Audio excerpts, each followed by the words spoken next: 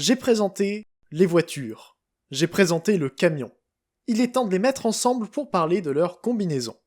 Les Stunticons Rising Force ont représenté la majorité du Menacor Mei, et pour une bonne raison. C'est une histoire exceptionnelle qui a conduit à leur production.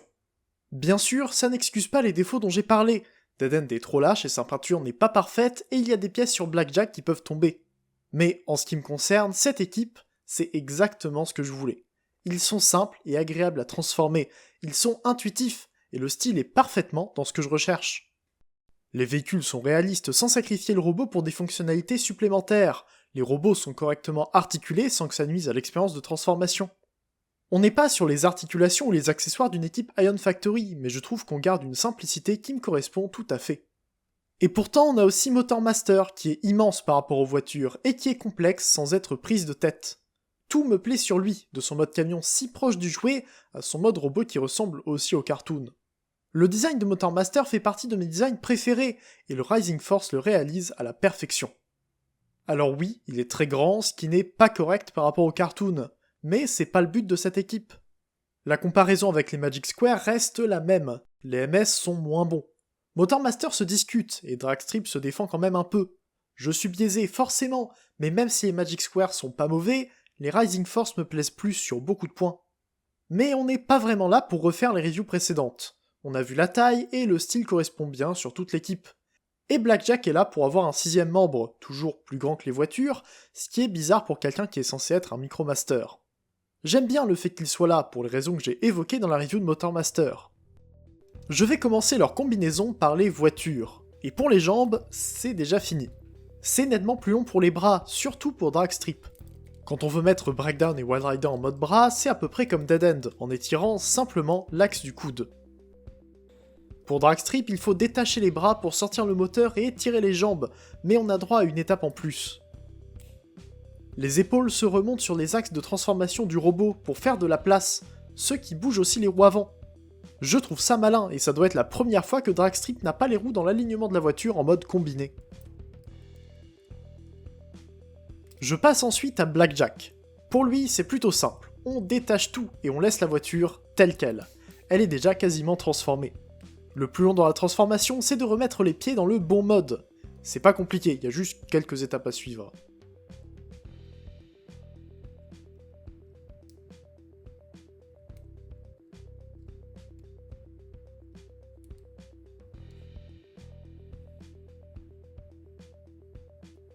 Et il vaut mieux partir du mode robot de Motor Master pour passer en mode combiné. Une fois les roues arrière de la cabine inversées, il suffit d'emmener le pied vers le bas. Il faut aussi détacher la roue avant pour que ça puisse passer, ce que je trouve pas très propre. Mais la jambe est trop longue comme ça, et il ne faudrait pas utiliser le genou de Motor Master. Donc ça se comprime, mais pas comme en mode camion. Il faut garder la cuisse dans le même alignement, alors qu'elle se retourne pour former la remorque.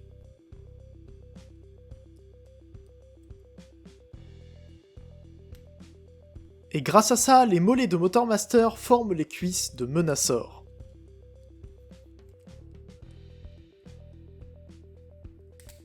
C'est tout aussi simple pour le haut du corps. Le bassin s'étire, les bras se replient grâce à un axe spécifique, et la tête se retourne pour révéler la tête du mode combiné.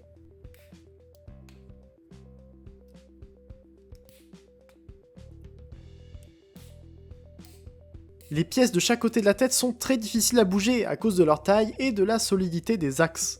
C'est les axes les plus solides sur des pièces qui n'avaient pas besoin de l'être.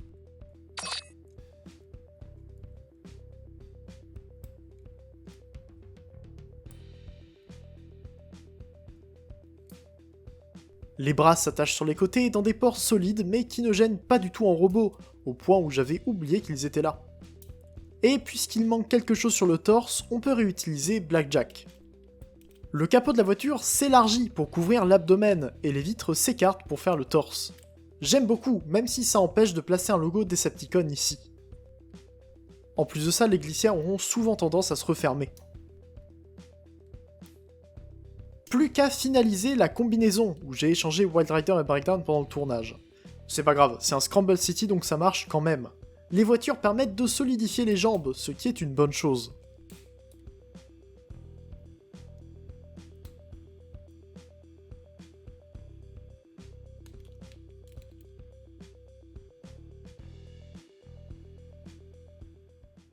Et voici Menasor Rising Force une fois combiné. Et le premier constat, c'est qu'il n'est pas G1. Enfin, si, mais pas au point de la plupart des figurines actuelles. C'est un constat que j'ai pu faire récemment à propos de pas mal de figurines et de collections. Il y a quelques années, peut-être même au début du projet Rising Force, ce mode combiné aurait été considéré comme parfaitement G1 et très fidèle au cartoon. Mais l'appréciation générale a changé, les standards ne sont plus du tout les mêmes. En général, les gens veulent que ça soit plus proche de l'animation. Et même quand c'est pas leur esthétique préférée, la volonté globale des Transformers récents est de proposer des designs parfaitement fidèles à l'animation.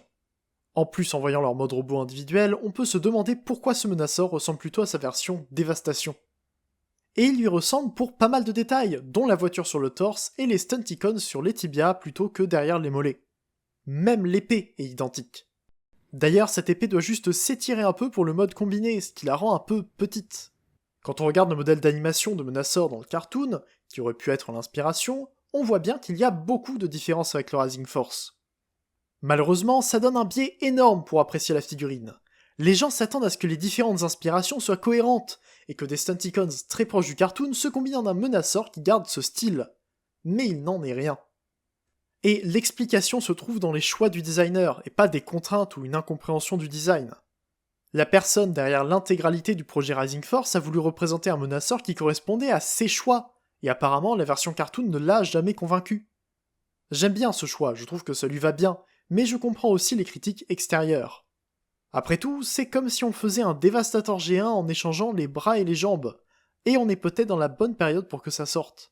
Je prends un peu le temps d'en parler, mais voir un Menasor qui n'est pas exactement comme le cartoon G1, je trouve ça bien. C'est une bonne chose du point de vue de la licence en général, parce que ça apporte du renouveau. On a déjà une version cartoon de Menasor, avec le Magic Square dont on parle juste après, et le New White permettra une nouvelle version pour donner un peu de compétition. Le marché actuel se retrouve saturé de versions ultra cartoon des personnages G1 des premières saisons, ce qui est bien pour avoir le choix, mais qui reste un peu toujours la même chose. Alors, voir une version d'une figurine qui sort de cet ordinaire actuel, ça fait plaisir. Mais ce qui fait moins plaisir, c'est de l'avoir en main. Oui, visuellement je le trouve superbe malgré un défaut que j'évoque un peu plus tard. Et le côté Scramble City qui permet d'échanger les voitures, c'est aussi une super idée. Mais quand on le manipule, c'est un peu moins bon. C'est là qu'on voit les défauts d'un tout premier combiner. Sa tête est sur un ball joint, un peu limité quand on essaie de l'incliner. C'est limité à cause de la transformation qui rend l'arrière complètement creux, un défaut très moche mais difficile à réparer. Les épaules sont normales et il ne peut pas écarter le bras quand il l'emmène vers l'avant à cause de la combinaison. Pour les bras, c'est pareil sur toutes les voitures, il y a 2 rotations, une avant et une après le coude, et le coude plie, bien sûr. Il plie quand même plus loin sur Dead End et Dragstrip que sur Breakdown et Wild Rider, mais Dead End ne peut pas garder la main en place. C'est un énorme défaut sur lui, dont le poignet tombe à chaque manipulation. Est-ce que c'est à cause de la forme de la voiture, ou les pegs qui sont pas bien faits? Aucune idée, mais c'est pour ça que j'utilise Breakdown comme bras. C'est dommage, parce que les mains sont super bien articulées. Le poignet tourne et s'incline, et les doigts sont sur un ball joint et un axe supplémentaire. C'est très agréable de mettre les mains de Menasor dans une pose, mais puisqu'elles ont tendance à se détacher, ça rend le processus un peu ennuyeux assez rapidement. Concernant ses jambes ensuite, la ceinture va tomber. Tout le temps. Pareil pour le pare-choc à l'arrière s'il est mis dans le mauvais sens au moment de tourner le bassin. Les hanches sont très restreintes, et heureusement qu'il y a des pièces de rechange incluses avec Breakdown pour maintenir le tout.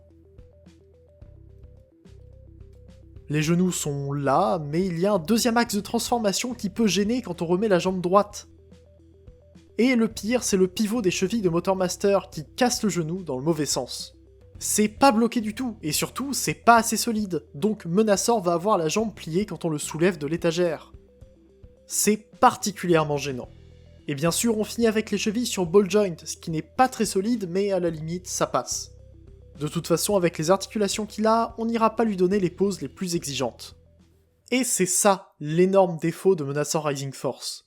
J'ai beau l'aimer beaucoup et trouver beaucoup de qualité dans son ingénierie, le manipuler est loin d'être une expérience agréable. C'est dommage, parce que ça gâche pas mal une figurine que j'aurais pu aimer beaucoup plus. Un autre défaut, c'est cette tête que j'ai évoquée parce qu'elle est creuse à l'arrière. La tête alternative me plaît plus, elle est nettement plus proche du jouet, sauf qu'il y a une corne qui ne tient pas. Les cornes se rabattent et le dessus de la tête se retourne pour se ranger dans le corps, et il y a un axe métallique qui a été mal mis sur mon exemplaire. Donc je me retrouve avec une corne qui va tomber presque tout le temps. C'est un gros défaut qui m'empêche d'utiliser cette tête alors que c'est celle que j'aime le plus.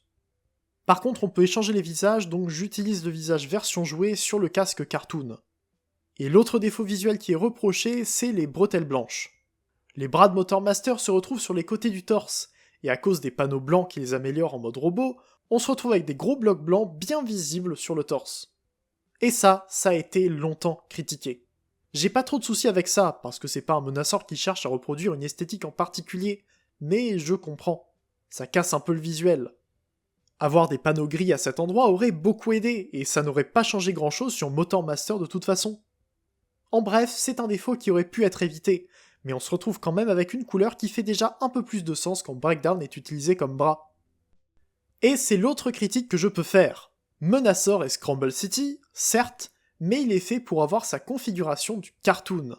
Sur Breakdown et Wild Rider, les mains ne se rentrent pas dans les avant-bras, ce que je trouve dommage parce que ça limite le coude. Avoir un avant-bras ouvert en robot, c'est un peu dommage, mais je peux l'excuser si c'est pour que le mode combiné soit un peu plus articulé. En fait, toute cette avalanche de critiques permet de mener très simplement à la dernière comparaison de cette série. Que vaut Menasor Magic Square par rapport au Rising Force ? La réponse est très simple. C'est le Magic Square qui gagne. Oui, entre la nouvelle compagnie innovante et le géant du marché, c'est bien Magic Square qui l'emporte ici. Pour tous les autres modes, je préfère les Rising Force, mais pas là. Menasor Magic Square est plus solide, il est mieux articulé, sauf au niveau des mains, et il est plus cohérent et plus permissif en général. C'est un retournement de situation complet qui se montre ici, et ça semble logique. Menasor Rising Force tient difficilement debout. Le fait de limiter les pièces en plus pour rendre le combiner stable a posé beaucoup de problèmes un peu partout.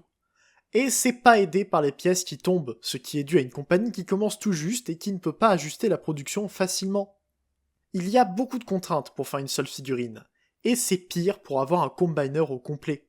La ceinture aurait dû être différente, et les mains auraient dû avoir des poignées plus solides, les chevilles n'auraient pas dû être sur ball joint, et les chevilles de Motormaster auraient dû être bloquées. Ce sont beaucoup de défauts qui peuvent arriver chez des compagnies plus importantes, mais qui sont bien plus probables lorsque la compagnie commence tout juste. J'excuse pas les défauts, et ça me fait mal au cœur de dire que Menasor Rising Force a de quoi décevoir, mais au moins on peut expliquer assez facilement pourquoi il a des problèmes. On peut toujours se plaindre des combiners avec un squelette séparé, mais pour le moment, ça reste les plus stables et les mieux articulés. En fait, si je garde les deux équipes, c'est pour des raisons différentes, les Stunticons chez Rising Force et Menasor chez Magic Square. Et c'est une bonne chose, le meilleur mode de l'équipe Magic Square, c'est le mode combiné, alors que pour Rising Force, c'est les modes individuels. Ils sont très complémentaires dans ma collection, et de mon point de vue, et c'est le seul combiner que j'aurai en plusieurs exemplaires à la même échelle. Après tant d'années d'attente, c'est dommage de voir que Menasor Rising Force n'est pas si bien que ça, mais encore une fois, c'est la première équipe d'une compagnie faite par une seule personne. Et rien que ça me fait l'aimer encore plus. Et à cause de tout ça, je ne peux pas recommander Menasor Rising Force. J'aime toujours autant les Stunticons, mais ils sont moins bons une fois combinés. Mais si vous voulez les prendre, comme d'habitude j'ai acheté la moitié de l'équipe sur Shozy Store. Je montre Breakdown ici, mais Motormaster est encore disponible.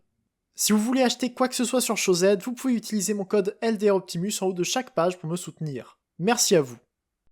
Et merci d'avoir suivi cette petite série de reviews sur les Stunticons Rising Force. Je suis content d'en avoir enfin parlé et d'avoir pu présenter une équipe qui me tient à cœur. On parlera d'autres produits tiers bientôt, et j'espère pouvoir continuer les Combiner Autobots d'ici quelques mois. Comme d'habitude, j'attends vos retours en commentaire. Abonnez-vous pour ne pas louper les futures reviews. On se retrouve bientôt pour une prochaine vidéo, c'était Hilder, fin de jour, et salut.